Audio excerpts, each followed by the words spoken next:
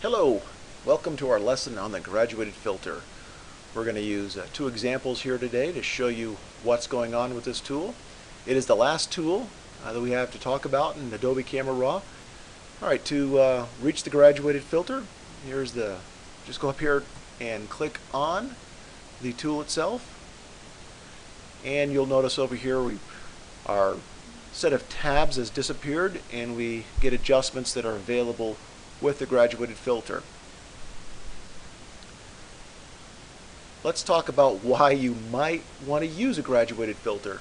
Well, in this image here, we have a region with more or less a linear boundary where we might like to darken. In this, basically, I'm talking about the sky, this mountaintop, and this area of aspen right here. It might be nice to tone this down just a little bit, make it a little darker so that it more closely matches up with what's going on in the rest of the image. So to do that, we basically define the area and then apply our settings over here. So to define the area, let's go ahead and hold the mouse button, click and hold it down, and then drag, and this is how we bring up the filter. So we're going to position it in such a way, hopefully here, that it'll darken from this green line back, and then from the green line to the red line is the feathering area. It will feather, so there will be a full strength effect applied behind the green line, and between the green line and red line it feathers from full strength to 0. Okay, so now that we've defined the area, let's go ahead and adjust our exposure. I'd like to take that down by 1/4 stop. So let's click on it, that little slider tab, then I'm going to hit -0.25 on the keyboard, and I'm going to take the brightness down just about -3 points. So now we toggle the preview button on and off. We'll see that that effect has been applied. I might now go here and fine tune it just a little bit. I'm going to rock it down just a little bit more on the aspen area right here.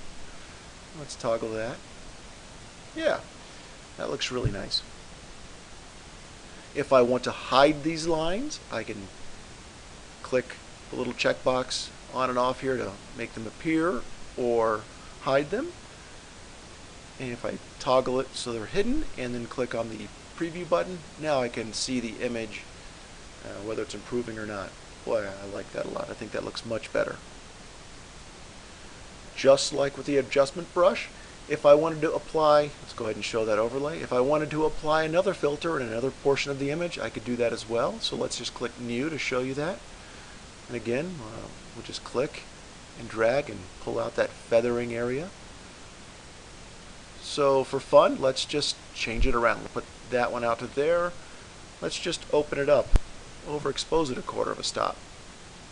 And we'll just zero out the brightness. And let's go ahead and hide the overlays. Toggle that on and off.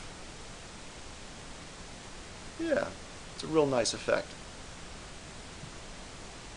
If I felt, I'll toggle these on so we can see them again. If I'd felt that I had messed up one of these overlays, I could get rid of it by making sure that it was the one that had the green and red showing, and then tap the delete key on the keyboard and it would delete and go away.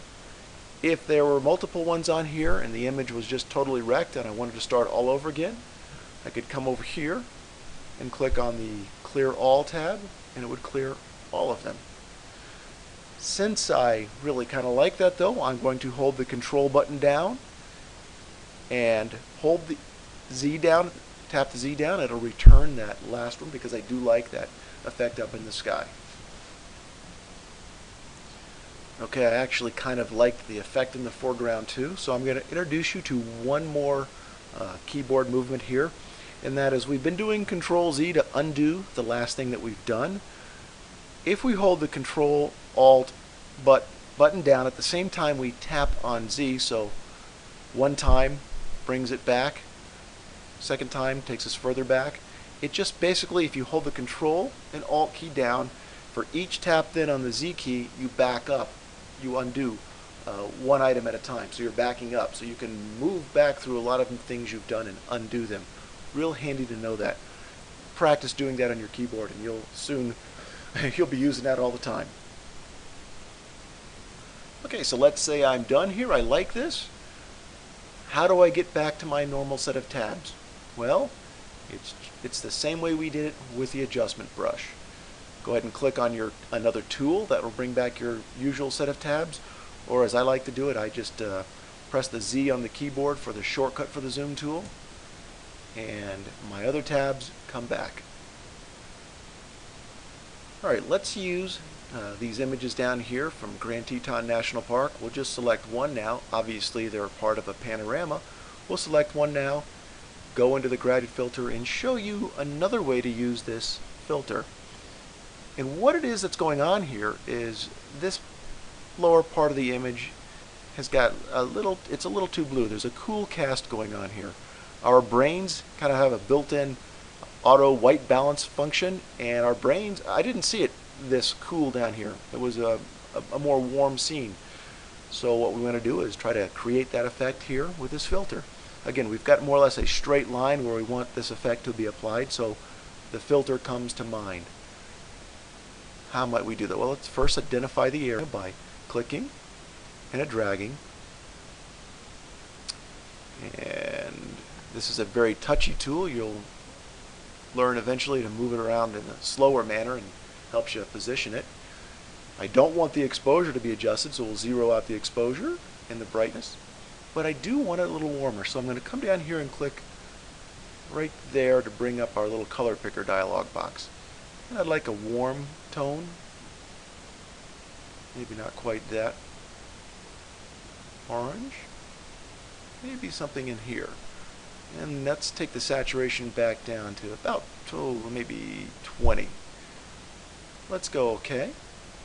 Let's toggle our preview on and off to see if that's the effect we were looking for. Yeah, that looks a little more realistic, a little more the way the eye saw it.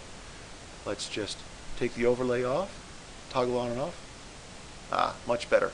Let's put the overlay back on. Now the neat thing is, I would like to be able to apply it to these other two images over here. How do we make the exact same adjustment to the other two images? We'll show you right now.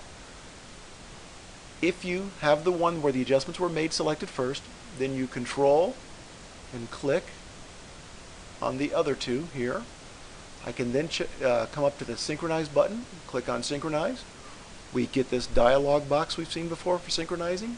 The only difference is down here we want to go ahead and check the little box for local adjustments. And when we click OK, the adjustments are applied. Let's go take a look. And notice we have our graduated filter here.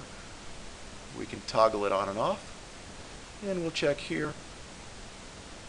And it's there. So there is the way to apply that filter across a bunch of images all at one time. So now that we're done working on these 4 images, if we were to click open, we would go right into Photoshop and these images would pop open in Photoshop. Or we could click done. They'd save our Adobe Camera Raw changes. And we're going to do that, and we'll be right back in Bridge. Alright, that is a look at the graduated filter.